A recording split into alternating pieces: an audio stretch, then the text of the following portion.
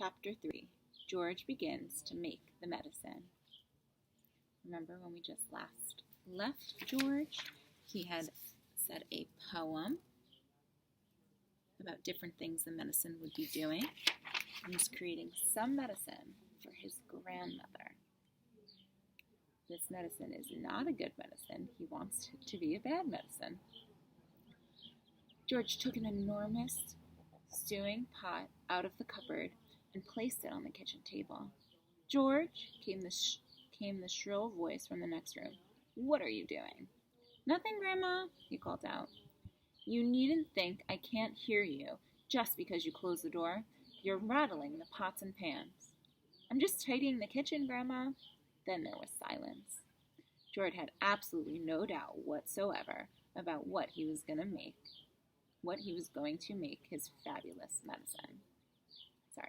George had absolutely no doubts whatsoever about how he was going to make his fabulous medicine. He wasn't going to fool around about wondering whether to put in a little bit of this or a little bit of that. Quite simply, he was going to put in everything he could find. There would be no messing about it, no hesitating, no wondering whether a particular thing would knock the old girl sideways or not. The rule would be this: whatever he saw, if it was runny or powdery or gooey, it went in. Nobody had ever made a medicine like that before. If it didn't really cure Grandma, then it would, anyway, cause some exciting results. It would be worth watching. George decided to work his way around the various rooms, one at a time, to see what they had to offer. He would go first to the bathroom. There was always lots of funny things in the bathroom. So upstairs he went, carrying an enormous two-handled pot before him. In the bathroom, he gazed longingly at the famous and dreaded medicine cupboard.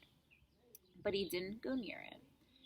It was the only thing in the entire house he was forbidden to touch. He had made solemn promises to his parents about this, and he wasn't going to break them. There were little things in there, they had told him, that could actually kill a person, and although he was out to give Grandma a pretty fiery mouthful, it wasn't really, he didn't really want a dead body on his hands. George put the stew pot on the floor and went to work. Number 1 in the bottle labeled Golden Gloss Hair Shampoo. He'd emptied it to the pot. "That ought to wash her tummy nice and clean," he said. Then he took a tube of toothpaste and squeezed out a whole lot of it in one long worm. "Maybe that will brighten up the horrid brown in her teeth," he said. There was an aerosol can of super foam shaving soap belonging to his father. George loved playing with aerosols. If you don't know what aerosol is, it's like a can that sprays something.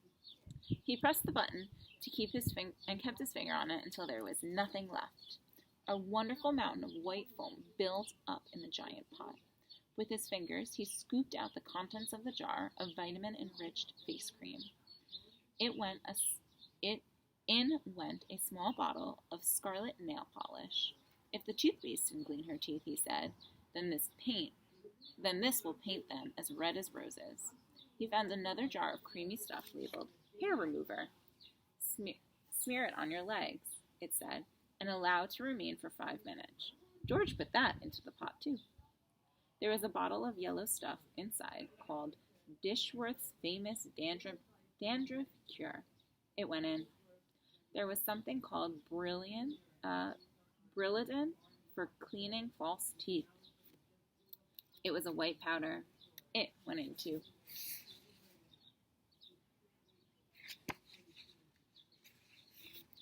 Think about all the things that he's put in so far.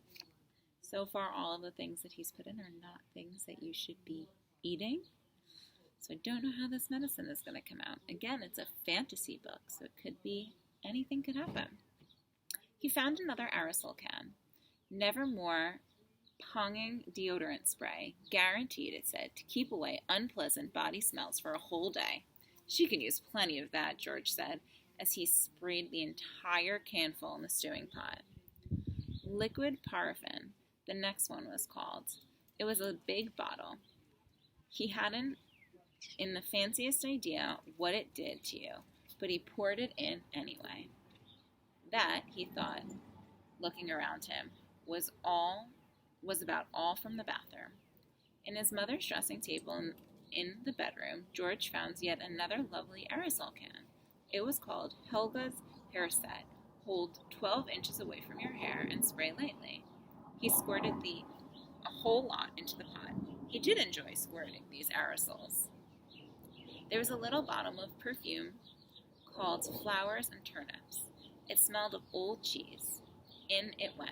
And two, went a large round box of powder that was called pink plaster. There was a powder stuff in the top, and he threw that in as well for luck.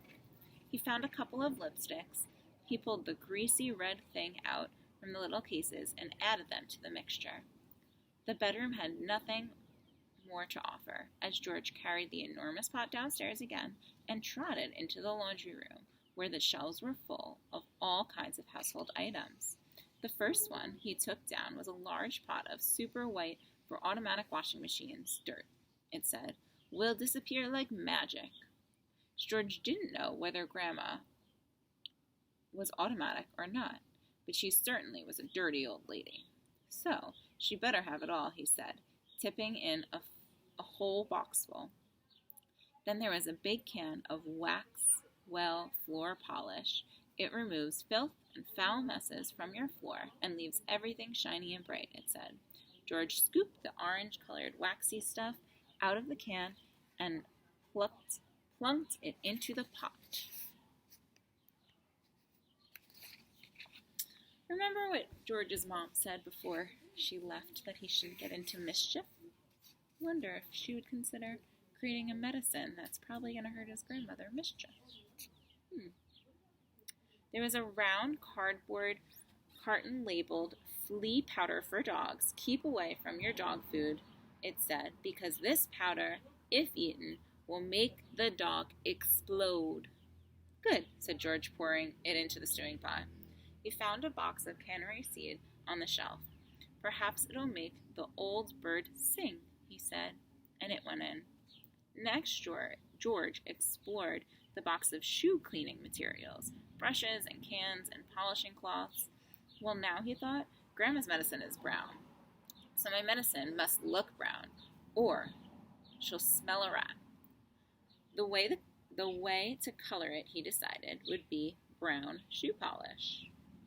The large can he chose was labeled dark tan. Splendid! He scooped it up with an old spoon and plopped it in the pot. He would stir it up later. On his way back to the kitchen, George saw a bottle of gin standing on the sideboard. Grandma was very fond of gin.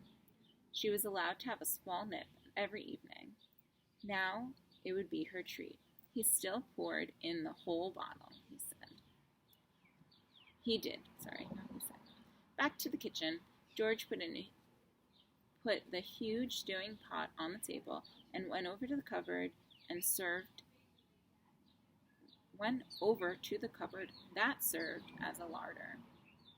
The shelves were bulging with bottles and cans of every sort. He chose the following and emptied them into the pot: a tin of curry powder, a tin of mustard powder, a bottle of extra hot chili sauce, a tin of black peppercorns, a bottle of horseradish sauce.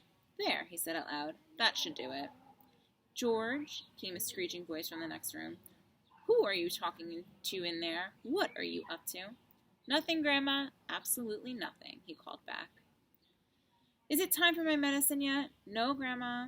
Not for about half an hour. Well, just don't you forget it. I won't, Grandma, George answered. I promise I won't.